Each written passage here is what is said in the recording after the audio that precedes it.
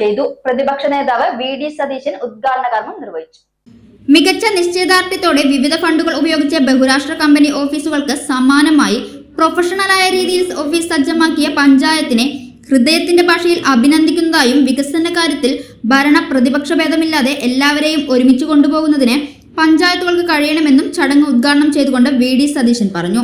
മുൻകാലങ്ങളിൽ മികച്ച സേവനം കാഴ്ചവെച്ച പഞ്ചായത്ത് പ്രസിഡന്റുമാരെയും നിർമ്മാണം പൂർത്തിയാക്കിയ ഉദ്യോഗസ്ഥരെയും ചടങ്ങിൽ ആദരിക്കുകയുണ്ടായി.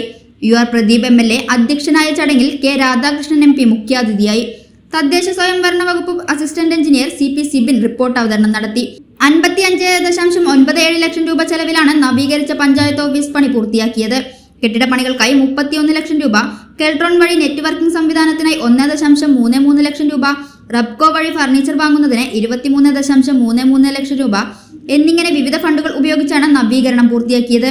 ജനപ്രതിനിധികൾക്ക് വേണ്ടിയുള്ള പ്രത്യേക മുറികൾ, ഫ്രണ്ട് ഓഫീസ്, മെയിൻ ഓഫീസ്, അടിസ്ഥാന സൗകര്യങ്ങൾ അടക്കമാണ് പഞ്ചായത്ത് ഓഫീസ് താഴത്തെ നിലയിലേക്ക് മാറ്റിയത്. കൊണ്ടാഴി ഗ്രാമപഞ്ചായത്ത് പ്രസിഡന്റ് K ശശിധരൻ, ജില്ലാ പഞ്ചായത്ത് പൊതുമരാമത്ത് standing committee chairman Deepa S Nair, ഗ്രാമപഞ്ചായത്ത് പ്രസിഡന്റ് K പത്മജ, ആസൂത്രണ സമിതി ഉപാധ്യക്ഷൻ അഡ്വക്കേറ്റ് രമേശ് പൂങ്കാവനം, തദ്ദേശ വകുപ്പ് ഡെപ്യൂട്ടി ഡയറക്ടർ സിദ്ദിഖ് എന്നിവർ സംസാരിച്ചു. ചടങ്ങിൽ കൊണ്ടാഴി പഞ്ചായത്ത് വൈസ് പ്രസിഡന്റ് ലതാ നാരായണൻകുട്ടി, വികസനകാര്യ standing committee chairman Biju Thadathivila, ക്ഷേമകാര്യ standing committee chairperson V Nishamol, ആരോഗ്യ വിദ്യാഭ്യാസ standing committee chairperson KK Priyamvada, ഗ്രാമപഞ്ചായത്ത് അംഗങ്ങളായ EK Manoj, K Sudevan, O Premalatha, Shivan Veettikkunnu, sati അപ്പത്തെ, KK Malathi, VK Biju, V Satyabhama, P Rajesh, A Ramadevi, രാഷ്ട്രീയ പാർട്ടി പ്രതിനിധികളായ Mohan Parathodi, CS Sunilkumar, K Santhosh, Sreeja Sathyan, Shaji Anithottathil, Hussain Vattapparambil, assistant secretary VH Shinaj എന്നിവർ പങ്കെടുത്തു.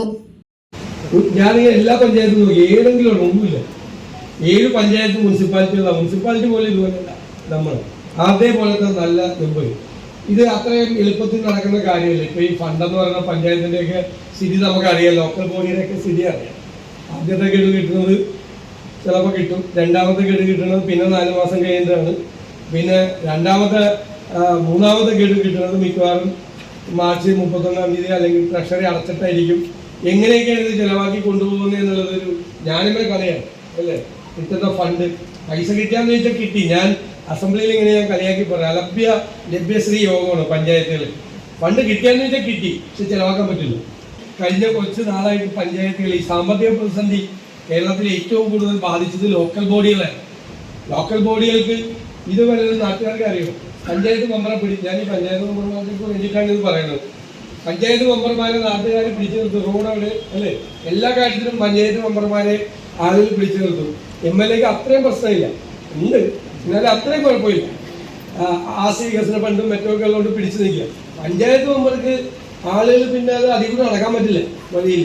അങ്ങനെ ഒരുപാട് പ്രതിസന്ധികൾ ഫണ്ട് വിനിയോഗവുമായിട്ടും ഫണ്ട് അനുവദിക്കുന്നതുമായി ബന്ധപ്പെട്ടും ചെലവാക്കുന്നതുമായിട്ടൊക്കെ ബന്ധപ്പെട്ട് പിന്നെ ഇവിടെ നിന്ന് ക്യാരി ഓവർ ചെയ്യും അടുത്ത വർഷത്തേക്ക്. അപ്പോൾ വിചാരിക്കും അടുത്ത വർഷം ആ പൈസ കിട്ടുമെന്ന്.